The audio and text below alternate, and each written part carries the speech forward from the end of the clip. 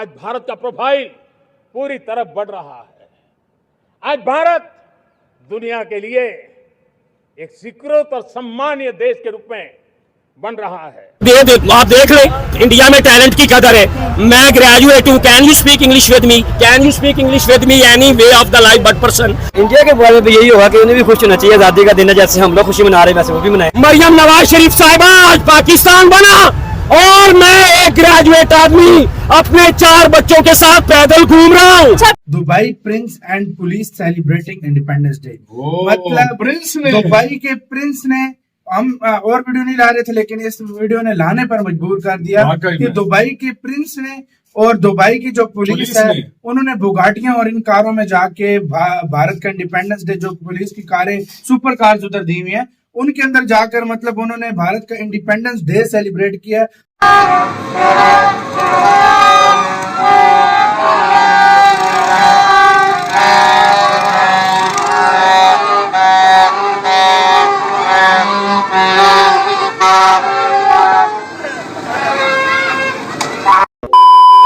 जय दोस्तों, वंदे मातरम। देखिए, आप लोगों को पता है कि भाई हमने और आपने को मुहिम शुरू किया है वंदे मातरम। हम कमेंट में भी लिखेंगे और बोलेंगे भी, यानी कि जिस वंदे मातरम को 150 सालों से दबाया गया था, अब एक व्यक्ति आया है, भारत का माननीय प्रधानमंत्री नरेंद्र मोदी साहब, जिसने अपनी जिद्दोजहद से है। और कल आप लोगों ने देखा ना भाई, वो कहते हैं ना, विदेशी खून कभी भी देसी नहीं हो सकता। जो विदेशी है वो कल पूरे मीडियम सही हो रही है। बात आपको अपने बच्चों को भी बतानी है और आपको ये याद रखनी है।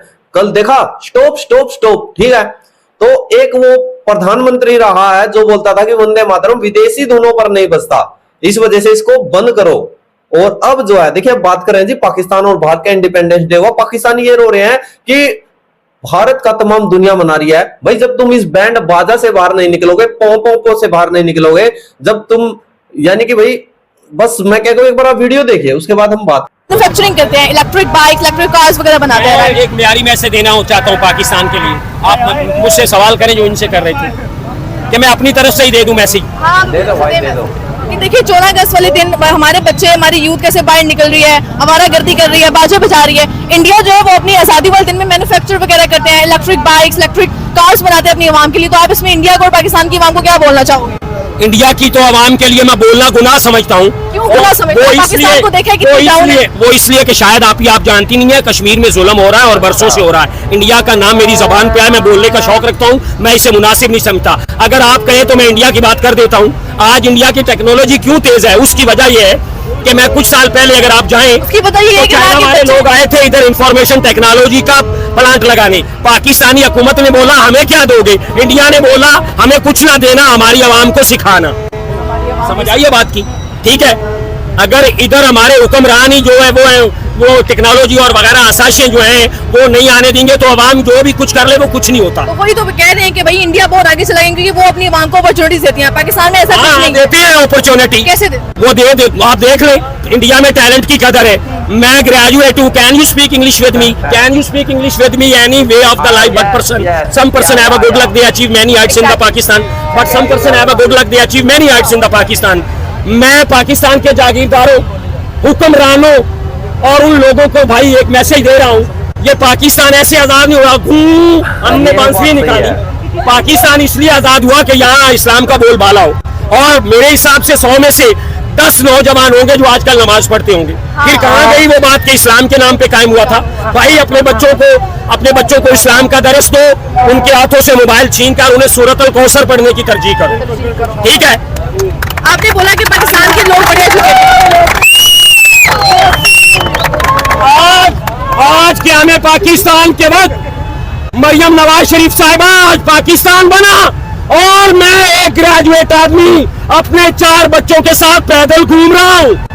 उसके वजह यह है मेरे पास साइकिल नहीं है, महंगाई इतनी है कि मैं अपने बच्चों को स्कूल नहीं भेज सकता। आपने जितनी सरकारी असाइशों पे लाइटें लगा दी है ना, वो मेरे बच्चों की जो तालीम पर लगा दो, आप बहुत बड़ी लीडर हो, ठीक है। मेरा म्यारी मैसेज आप तक जाएगा। मैं एक म्यारी मैसेज देना चाहता हूँ पाकिस्तानियों, अगर आप चाहते हो कि आपकी आने वाली नस्ल आजाद हो और वो मेरे जैसे सिचुएशन से ना गुजरे, तो खुदाया एक मुस्लिम हरम की पासबानी के लिए नील के साहिल से लेकर ताबकात का शगर और आखिर में अपने पेट का मैसेज दे रहा हूं। पेट का, कौन सा पेट का? जितने भी सरकारी चैनल पे लोग परफॉर्म कर रहे हैं, जिनकी हुकूमत आती है वो अपनी मर्जी के बंदे लगाते हैं, एक देहाती ग्रेजुएट आदमी को पीटीवी ने काम करने की इजाजत दो। इंडिया ने भाई स्मार्ट सिटीज पर काम किया है, इंडिया ने इंफ्रास्ट्रक्चर पर काम किया है, इंडिया ने ट्रांसपोर्टेशन पर काम किया है। हाइड्रोजन बस की भी एक खबर मेरे कानों में पड़ी थी कि शायद इंडिया ने हाइड्रोजन बस बना ली है। ये जंगे जो है, ये जो कुछ है, ये टेक्नोलॉजी और पैसे पे हैं। आपके पास पैसा है, टेक्नोलॉजी है, मैशत आपकी ठीक है, तो आपका मुकाबला कोई नहीं कर सकता। बड़े रिफॉर्म्स लाएंगे तो ही गवर्नमेंट में रहेंगे, वरना ये जो आत्मनिर्भर है ये नहीं रहेगा।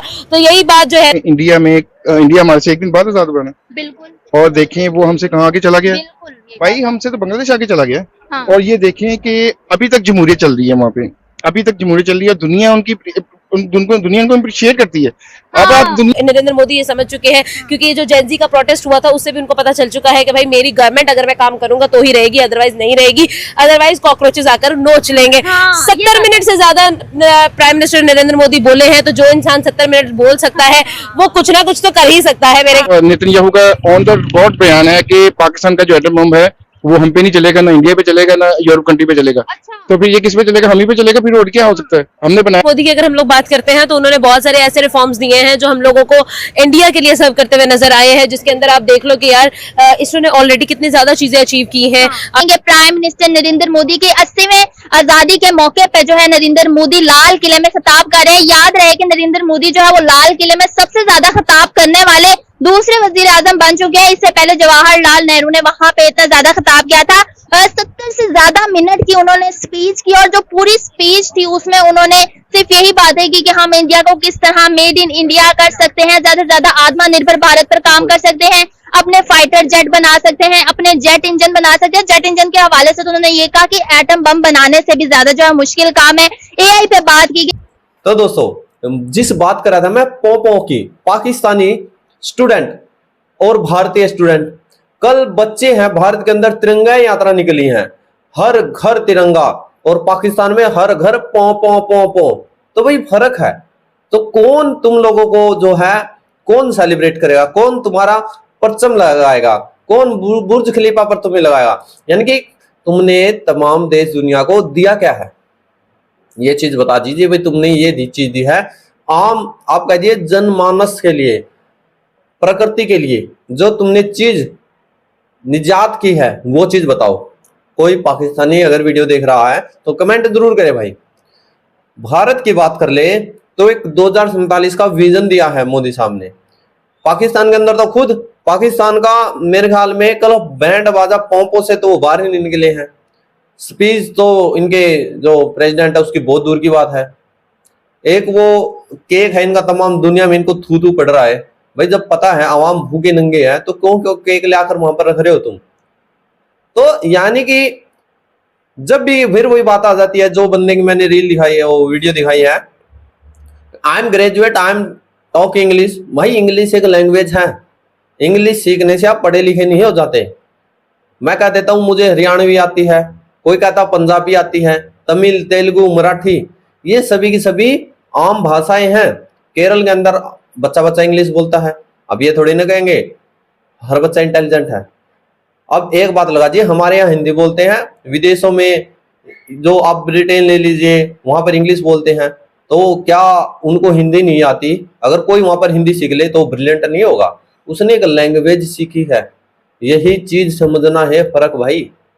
बाकी आप क्या कह रहे हैं? जरूर है। जय जबर, जय श्री राम।